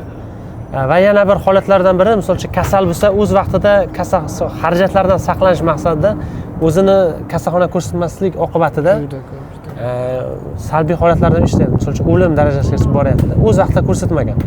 Oddiy, masalan, kasallikdan kelib chiqib o'tkazib yuborgan bo'lishi mumkin. Koreyslarga o'xshab bir joy og'risa, sirazi ko'rsatmaydi. Qimmat bo'lib ketadi deb o'ylaydi. Shuning uchun albatta shu sug'urtaga a'zo bo'lib, o'z vaqtida to'lab, aniq qilish. Va mana sug'urtani o'z vaqtida to'lamaslik holatlari ham o'zbeklar ko'p bo'lyapti. Yoki nelegalga chiqib ketish holatlari.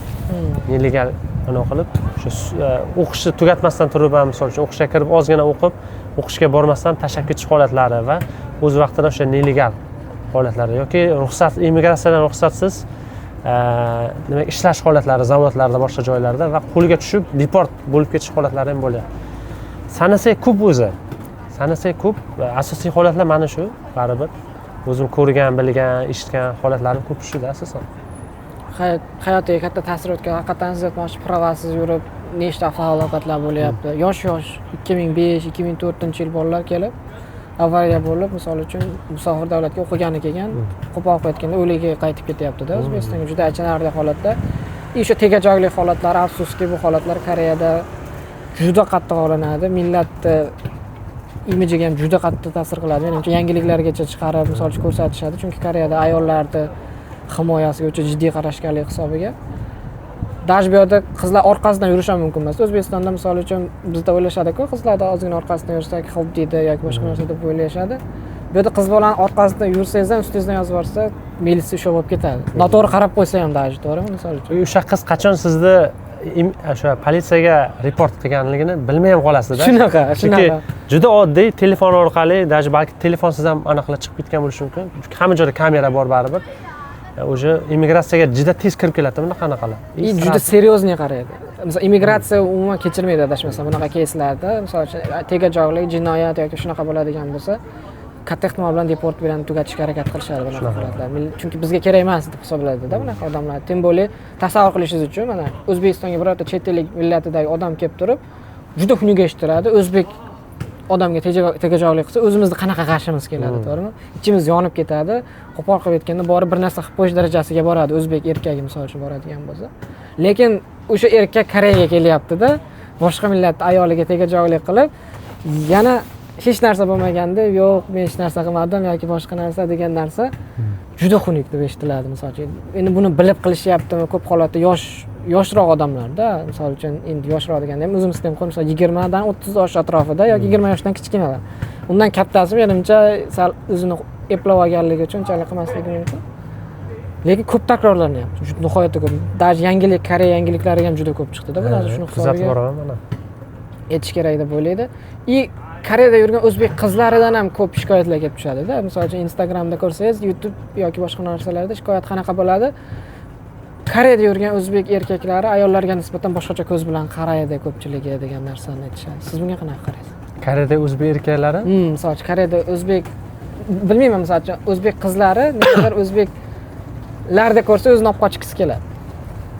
Meni xayolimda yoki ko'pchilik shunday deb o'ylayman. Instagramda ham ko'rsam shunaqa deyishadi. Misol uchun biror joyga borsam, o'zbek erkaklar menga yomon ko'z bilan qarayapti, nimaga anaqa qilib qaraysizlar degan savollar, qizlar shunaqa savollar beradi. Masalan, Instagram yoki TikToklarda ko'riladigan bo'lsak.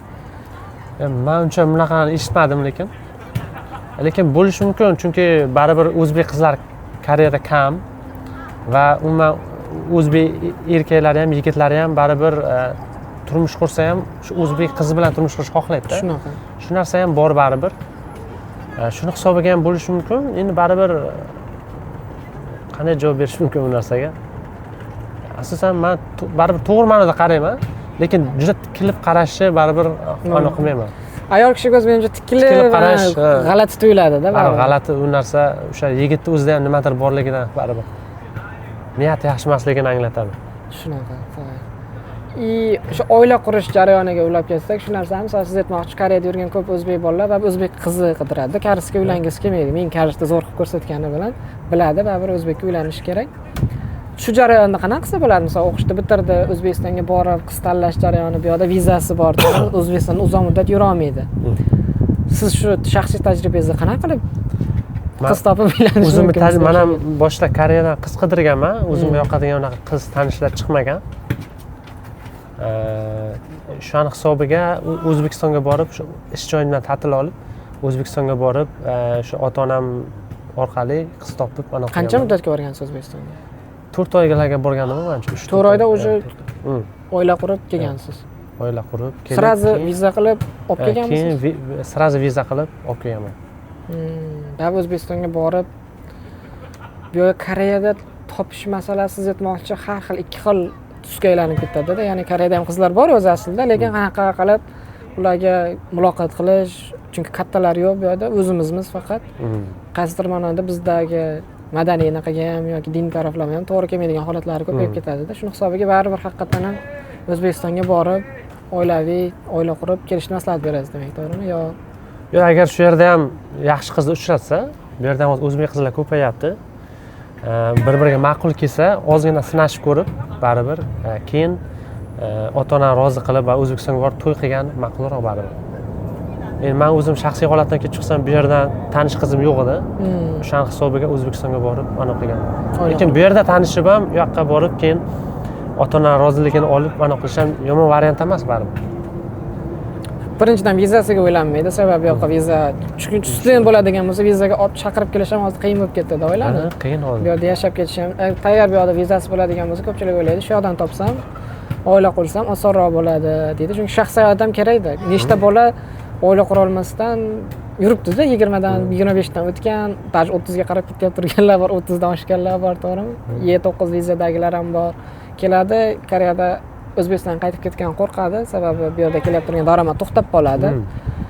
Shuni hisobiga o'ylanib yuraveradi. Nima qilay, qolaymi, ketaymi, qolaymi, ketaymi.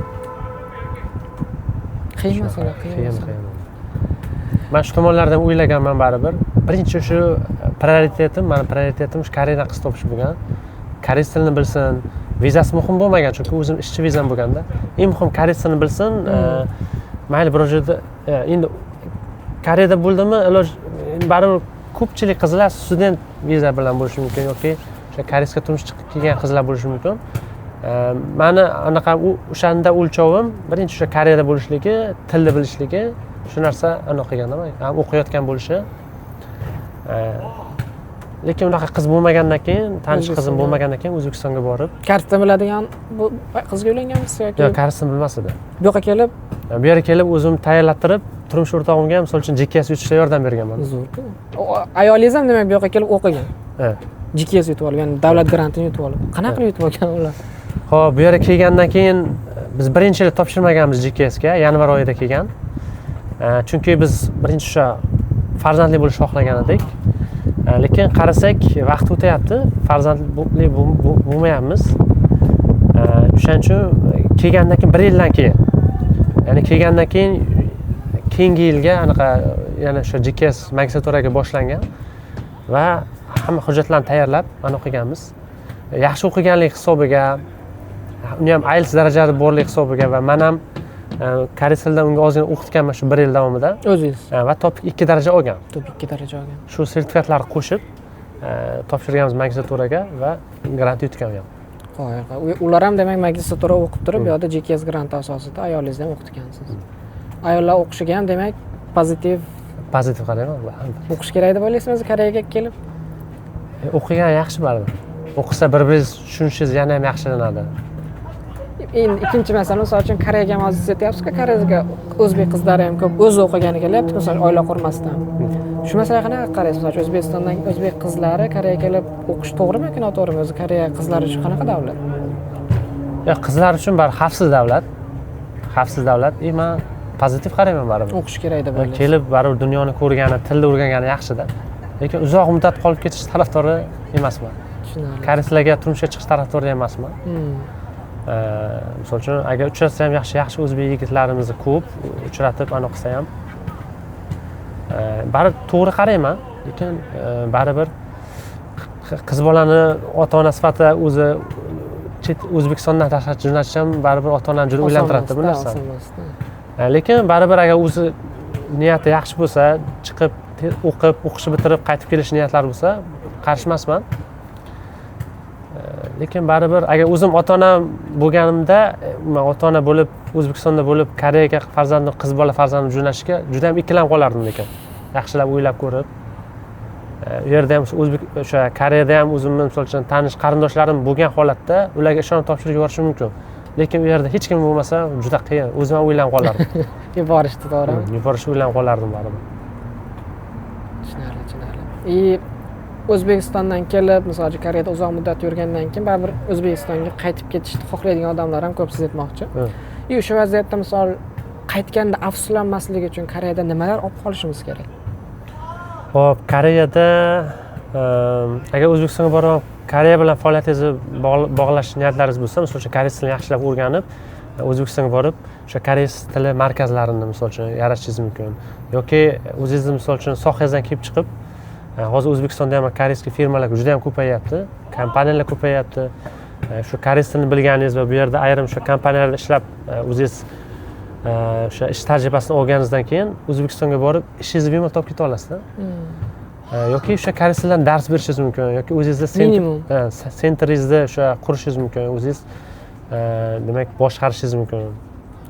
Yoki endi misol uchun mana IT kabi sohalarda egallab, O'zbekistonda ham narsa qilish mumkin, lekin Koreya tajribasini olib, ular IT xodimlar qanday ishlaydi, yoki har xil proyektlarda qatnashib ham, shu tajribani olib ham O'zbekistonga borib, misol uchun shu IT sohasini bir xodim sifatida ishlashingiz mumkin-da.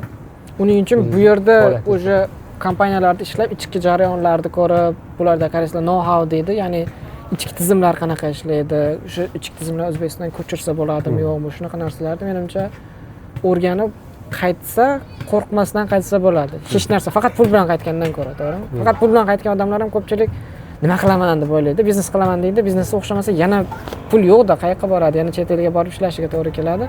Shuni hisobiga puldan ko'ra ham nimadir qobiliyat, to'g'rimi? Misol uchun qanaqadir sistema, qanaqadir bilim olib kirgan yaxshiroq O'zbekistonga ayni paytda menimcha. Bilim olib kirgan. Men ham shuni tarafdoriman baribir, shu anaqa yaxshi. Baribir borib chunki pul tugaydi-da baribir. Biznes qilaman desam, misol uchun pul tugagandan keyin agar o'xshamaydigan bo'lsa, o'sha yana minusda qo'pol aytganda yana chet elga chiqib ketishiga to'g'ri keladi o'zi aslida. Shunday. O'zimda ham baribir rejalashib borib, anaqa qilib shu birorta koreys center, chunki koreys tilida dars berishga ham qiziqaman-da. Ha, yo'q. Yoki men ham misol uchun hozir IT sohasidaman, shu IT sohasini ham yaxshi egallab olib, o'zimni IT markazimni ham qurishim mumkin yoki birorta o'zimni o'sha kompaniyani qurishim mumkin, IT ga bog'liq birorta firma ochib. Rejada bor, rejalashtirib, baribir ko'proq shu sohaga kirib IT sohasiga ketmoqchisiz doimiy, misol O'zbekistonga qaytsangiz ham biznesdan ko'ra. Yo'q, baribir shu biznesga anaqa qilaman. Shuni IT ni biznesga aylantiribdi. O'quv markazi sifatida yoki o'quv markazi sifatida hozircha aniq rejalashtirganim yo'q, baribir qanday amalga oshishi. Lekin shu IT misol uchun aynan IT ham bo'lmasligi mumkin-da, balki koreys tili markazi ochish mumkin. Til o'rganish markazi. Til o'rganish yoki shu til o'rganishga qo'shimcha ravishda IT ni misol uchun dars berish, shularni ham yo'lga qo'yishimiz mumkin. Balki umuman birorta kompaniyaga kirib, shu o'zimni Koreyada olib kelgan bilimlarimni qo'llab ishlashim mumkin. Tushunarli. O'zbekistonga qaytganda o'z tabiiy ravishda agar bilimingiz koreys tili bo'ladigan bo'lsa, sizning holatingizda ayolingizdan siz koreys tilini bilasiz o'zi. O'quv markazi ochish uchun birinchi ishchi o'zinglar ham boshliq ham o'zinglar bo'lasizlar. Menimcha, haligi kattalashtirib olish uchun qiyin emas. Oilaviy yurganlar uchun, misol, koreys tilini 1 yil o'rganishga vaqt ketadigan bo'lsa, Koreyada 2 yil yuradigan bo'lsa, O'zbekistonga qaytganda doimiy pul kelib turadigan nimadir narsa bor, to'g'rimi? O'sha ko'proq aytganda tilni o'zini o'rgatib ham bu yerda topib turgan pulni topish imkoniyati bor-da. Misol uchun $1000 atrofida menimcha O'zbekiston sharoitida topsa bo'ladi. Koreys tilini o'qitib o'zi shunaqa. Uchum sentr ochmasangiz ham viloyatga qarab. Hozir qaysi viloyatdansiz? Men Jizzaxdan. Jizzaxda misol uchun uchum sentr ochish, o'quv markazi ochish va koreys tilini o'rgatish yaxshi o'zi biznes g'oya bor-da, misol. Biznes g'oyalar bor, bir nechta planlar bor, biznes g'oyalar. Lekin hozircha mana shu sohani yaxshilab oldin o'rganib olib, keyin qarayman-da qaysi anaqa yaxshi. Hozir ayni paytda Koreyada sizda nima ushlab turibdi o'zi?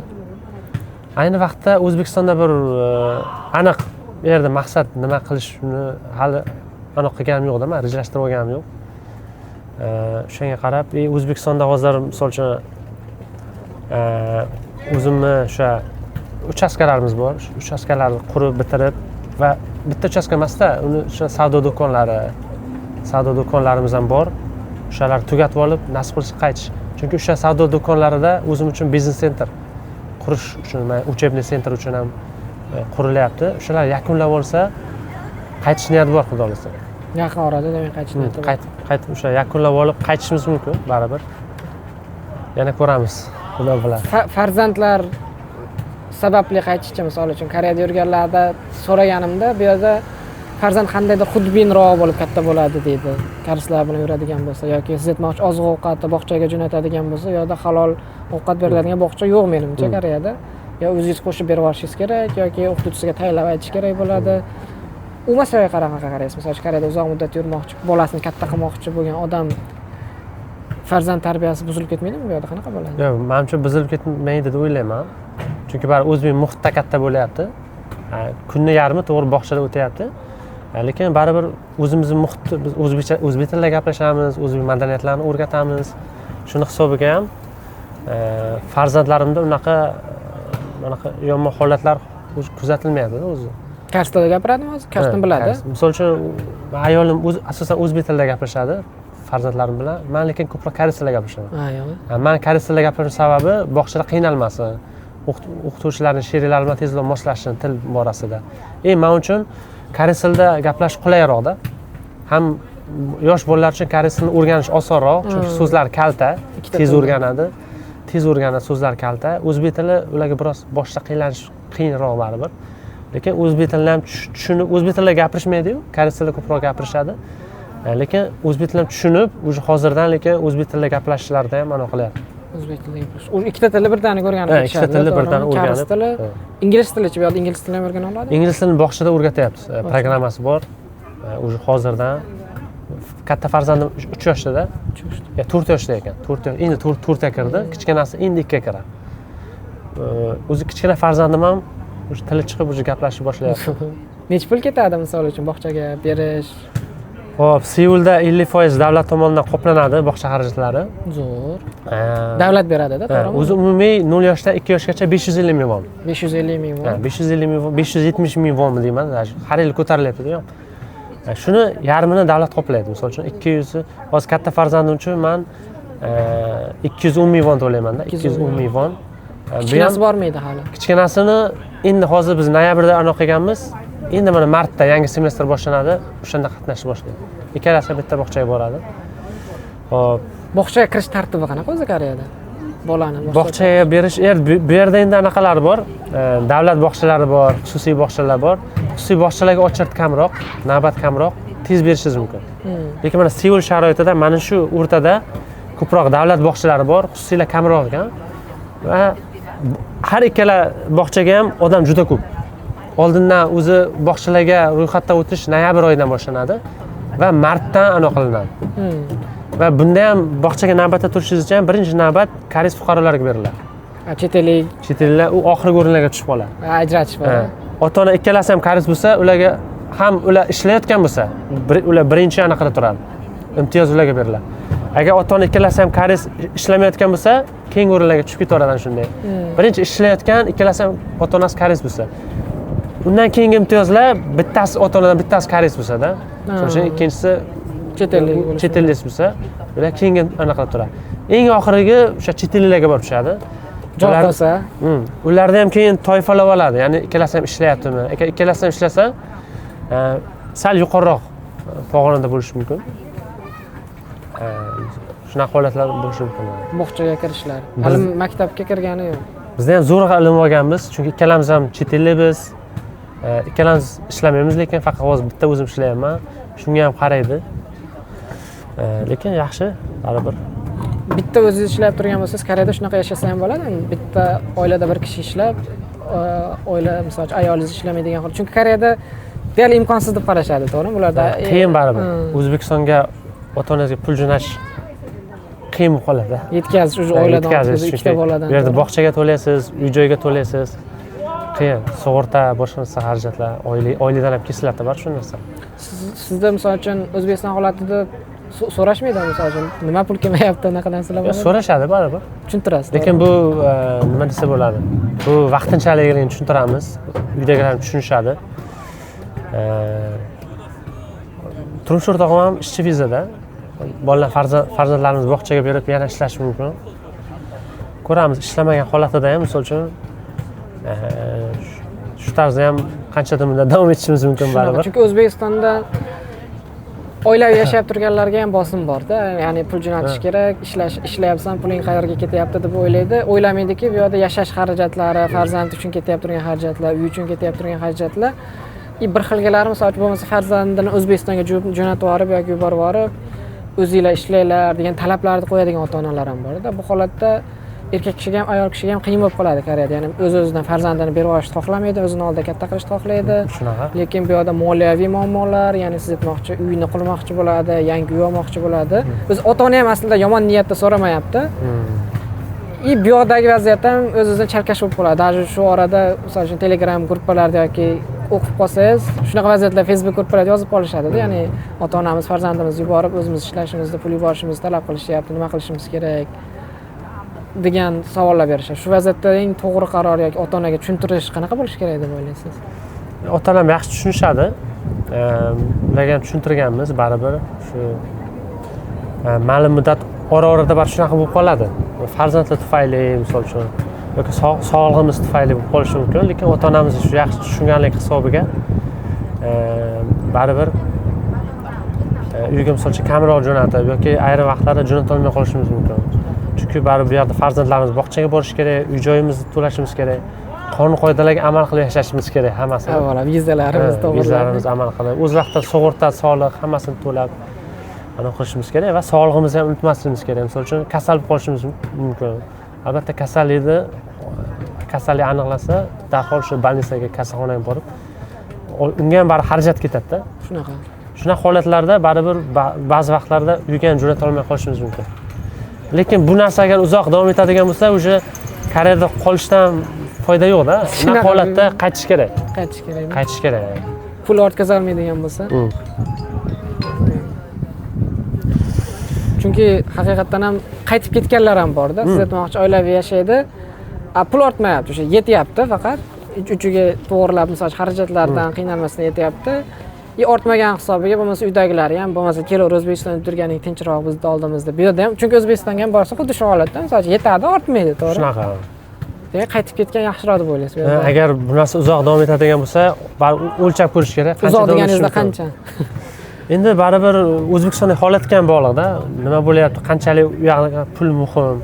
Shu narsani hisobga olib. Misol uchun bizning holatimizda, misol uchun mana farzandimizni hozir bog'chaga bersak bo'ldi-da.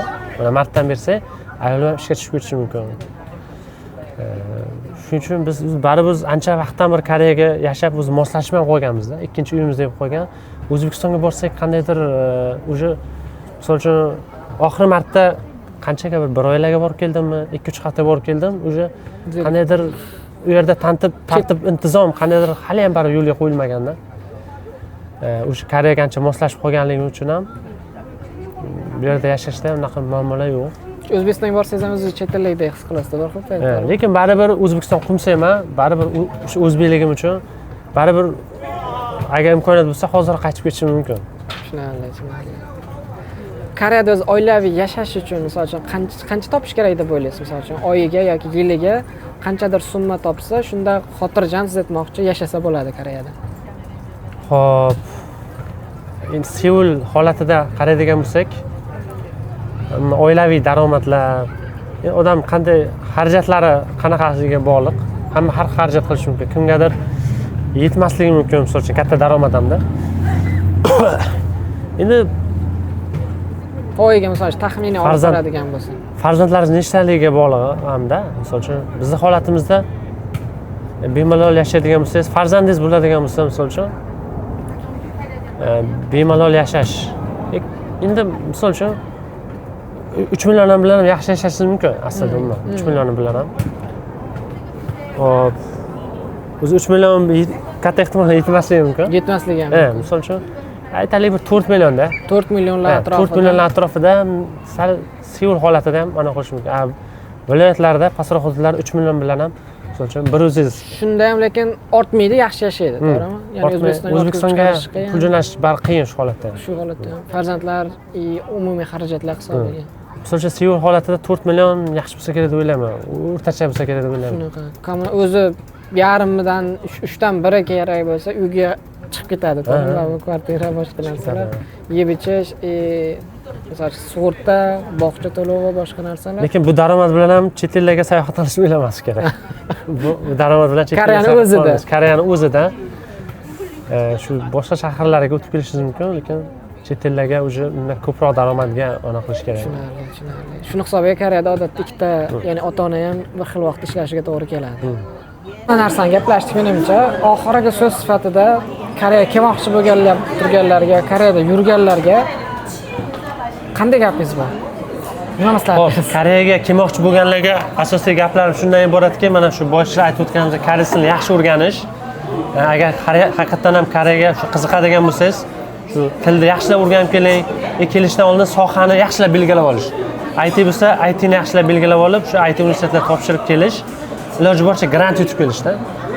Grant yutib kelsangiz, fokus ko'proq o'sha unga qaraydi baribir o'qishga. Hop, keyin o'qish jarayonida bu yerda albatta o'sha internshiplarni aniq qilib, iloji boricha yaxshiroq kompaniyaga topshirib, yaxshi ish tajribasi to'plab, keyin O'zbekistonga qaytish. Juda ham yaxshi anaqa deb o'ylayman, koreys tajribasini olib. Keyin bu yerda yurganlarga maslahatim shundan iboratki, mana yaxshi ishchi vizalariga o'tish yoki yaxshi bir mana biznes ideyalari bo'lsa, o'sha yaxshi bir bizneslarni qurib Koreyada uzoqroq muddat bo'lsa ham agar shu vaziyatdan kelib chiqib o'zini aniq maqsadlarini belgilab olishdi. Bu yerda yurganlarga ham shu baribir shu koreys tilini yaxshi o'rganib, yaxshi soha tanlab, shu sohani O'zbekistonga olib kirish. Menimcha juda ham yaxshi maslahat bo'ladi deb o'ylayman. Rahmat kattakon, shunchalik vaqt ajratib, misol uchun odamlarga foydasi tegadi degan umiddamiz. So'rab qolardik, akamiz ishlayotganimda GKS grantini yutib olganlar, undan tashqari F5 vizada, ya'ni Koreyada bu doimiy yashash vizasi hisoblanadi. Green cardda hisoblasak ham bo'ladi. Agar qiziq bo'ladigan bo'lsa, kommentariyada yozib qoldiringlar. Keyingi sonda alohida mana shu GKS yoki F5 vizaga o'tish yo'nalishi bo'yicha aniq konkret ma'lumotlar berib, alohida video tayyorlashimiz kerak bo'lsa, videoga yozib qolsanglar, akadan yana bir marta iltimos qilamiz. Shu soha bo'yicha ham video qilishimizga. Agar ko'pchilikka qiziq bo'lsa, videoga like bosib, obuna bo'lib qo'yishni unutmanglar, sababi bu kabi videolar ko'proq chiqarishimiz uchun bu bizga yordam bo'ladi. Hammaga rahmat. Rahmat sizlarga.